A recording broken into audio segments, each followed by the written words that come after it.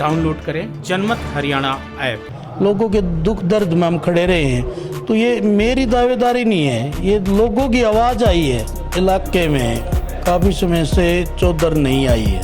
भाई बीजेपी अगर टिकट हमें दे देती है तो इस एरिया का भी हम विकास करा सकते हैं, जो अभी काफ़ी पिछड़ा हुआ है। अपना अपना कहकर इसको लूटने का काम किया है।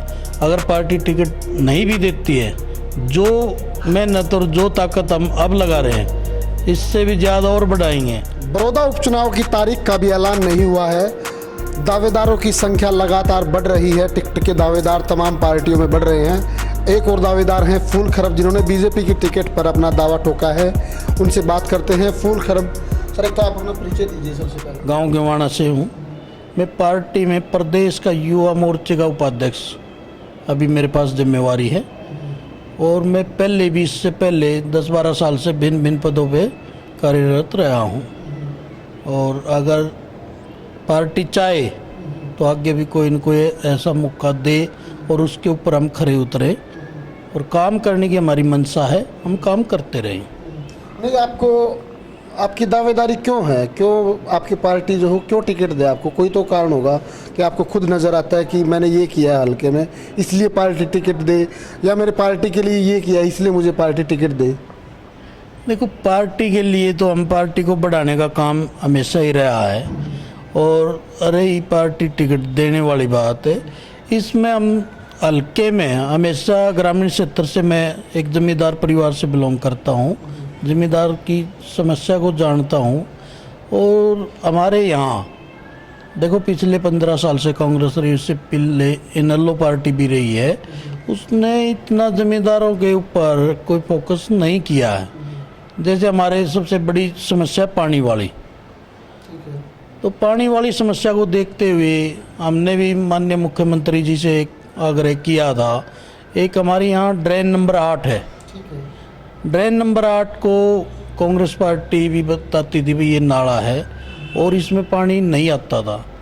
75% हमारी जो खेती है, लगभग 22 से 25 गांव हैं इस पे आश्रित हैं। 75% खेती इसी ड्रेन नंबर 8 पे आश्रित है।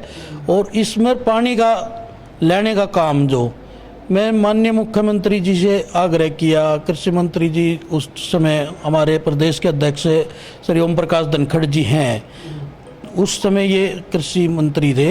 इनके जो मैंने प्रार्थना की, हमारे साथ गांव के भी बहुत सारे लोग गए, और इन्होंने हमारी वह प्रार्थना स्वीकार की, और ड्रेन नंबर 8 में पानी देने का इन्होंने काम किया। उस पर लोग कहीं न कहीं ये समझते हैं अभी जो फूल खरब है ये हमारे साथ खड़ा है, हमारे साथ साथ हम जहाँ चाहते हैं वहाँ हमारे साथ जाता है, सार्वजनिक काम करने में हमेशा हमारे साथ खड़ा रहता है। खरब साहब, आपको बीजेपी अगर टिकट दे तो उसका क्या बड़ा कारण मानते हो? क्यों आपकी दावेदारी है? कोई पर्टिकुलर इलाका आपका है, या क्योंकि आपका गांव भी एक अलग छोर पर पड़ता है आपका जो गांव? देखो, इस इलाके में काफ़ी समय से चौधर नहीं आई है, और हम ये कहते हैं भाई बीजेपी अगर टिकट हमें दे देती है तो इस एरिया का भी हम विकास करा सकते हैं, जो अभी काफ़ी पिछड़ा हुआ है। अपना अपना कहकर इसको लूटने का काम किया है, और इसमें कोई विकास नहीं किया। अगर कहीं विकास दिखता हो तो कोई आगे बताए हमें वहाँ विकास किया है। तो हम ये चाहते हैं इस इलाके में अगर चौधर आ जाती है तो यहाँ का विकास हम बहुत अच्छी तरीके कराएंगे, और लोगों ने कहने का मौका भी नहीं मिलेगा। 12-13 साल आपको पार्टी में मतलब काम करते होगे, बीजेपी में लगातार आप काम कर रहे हो, तो आपका जो एक सिलसिला है किसी मतलब एक राजनीति का आपका जो सिलसिला, वो कैसे शुरू हुआ था? क्या आपका रोल रहा शुरुआत में? शुरुआत में तो हमारा ये तिरंगा यात्रा है, एक जो देश के प्रति यात्रा निकाली थी माननीय अनुराग ठाकुर जी ने 2009 में कोलकाता से, और श्रीनगर लाल चौक पे झंडा फहराना था। उस यात्रा से ज़्यादातर प्रभावित हम देश के प्रति समर्पित हैं, और देश की कहीं बात आती है तो हम वहाँ हमेशा खड़े रहेंगे, और देश के आगे बढ़ाने में भी अगर हमारी कहीं कोई जिम्मेवारी लगाई जाती है तो उस पर हम अपनी जगह पे हमेशा कार्यरत रहेंगे। में जो पार्टी के साथ में जुड़े, बल्कि पहले नहीं, हम तो जो संघर्ष जिस समय किया पार्टी ने, हम उस समय से जुड़ते रहे। लहर वाले नहीं हो? नहीं नहीं, लहर में तो चलो लहर में आते रहेंगे, हमारा तो परिवार बड़ा हो रहा है, हम इससे खुश हैं। और भी आए और साथी जुड़े, उनसे हमें सीखने को भी मिलेगा। तो जितना परिवार बड़ा होगा उतना अच्छा रहेगा हमारे लिए। भूपेंद्र हुड्डा लगातार 3 बार इस सीट पर इलेक्शन जीते। इससे पहले ओम प्रकाश चौटाला या चौधरी देवीलाल की पार्टी लगातार जीती रही सन 77 से लेकर। आज बीजेपी को एक स्ट्रॉन्ग चेहरे की जरूरत है, तभी इलेक्शन जीता जा सकता है। तो आपको लगता है कि आप बीजेपी का वो स्ट्रॉन्ग चेहरा साबित हो सकते हो इस चुनाव में? देखो, अगर पार्टी हमें आशीर्वाद देती है तो स्ट्रॉन्ग तो यहाँ की जनता बना ही देगी।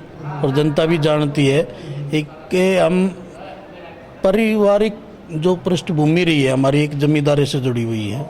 हम ये नहीं भी राजनीति परिवार से ना हमें बरगलाना आता है। जैसे अपना अपना कहकर पिछले कई सालों से हमें सिर्फ और सिर्फ बरगला के अपने के नाम पे लूटने का जो काम किया है, उसकी अब की बार लोगों को भी समझ आ गई है। आगे इनको काट फेंकेंगे और अपने किसी अच्छे आदमी को, अच्छे चेहरे को यहाँ उभारने का काम करेंगे। और दावेदारों से आपका मतलब कैसे आप भारी पड़ते हो दूसरे दावेदारों पर, क्योंकि दावेदार बहुत आपकी पार्टी में? देखो, दावेदार तो ठीक है, सीनियर बहुत है, लेकिन एक जो आम जनता के बीच में रहने वाला, हर जगह ये नहीं है भाई हम चुनाव के टाइम आगे, चुनाव के टाइम दिखे, लोगों के दुख दर्द में हम खड़े रहे हैं। तो ये मेरी दावेदारी नहीं है, ये लोगों की आवाज़ आई है भी आपने चुनाव लड़ना चाहिए और आप हमारे लिए अच्छे कैंडिडेट रहोगे या भाई आपको टिकट मिलती है तो हम आपके साथ खड़े हैं और आप हमेशा सार्वजनिक कामों में हमारे साथ खड़े रहे। तो नीचे से ही आवाज़ आती है, ये हमारी आवाज़ नहीं थी। लोग आगे बढ़ा रहे तो हम ये कह रहे भी पार्टी हम सोचे तो लोगों की भी इच्छा पूरी हो जाए। खैर साहब, एक सवाल और है, अगर पार्टी टिकट नहीं देती है तो आपका क्या रोल रहेगा चुनाव में? देखो, वही बात, अगर पार्टी टिकट नहीं भी देती है, जो मेहनत और जो ताकत हम अब लगा रहे हैं इससे भी ज़्यादा और बढ़ाएंगे। हम अपने इलाके दे पार्टी ने ना ये महसूस करा देंगे हाँ मेहनत की है और मेहनती था। राजनीति के आगे, राजनीति के पीछे, हर हलचल को जानने के लिए हमारे YouTube चैनल जनमत हरियाणा को लाइक करें, सब्सक्राइब करें और अपडेट रहने के लिए बेल आइकन दबाना ना भूलें। देखते रहें जनमत हरियाणा, सच के अलावा कुछ भी नहीं।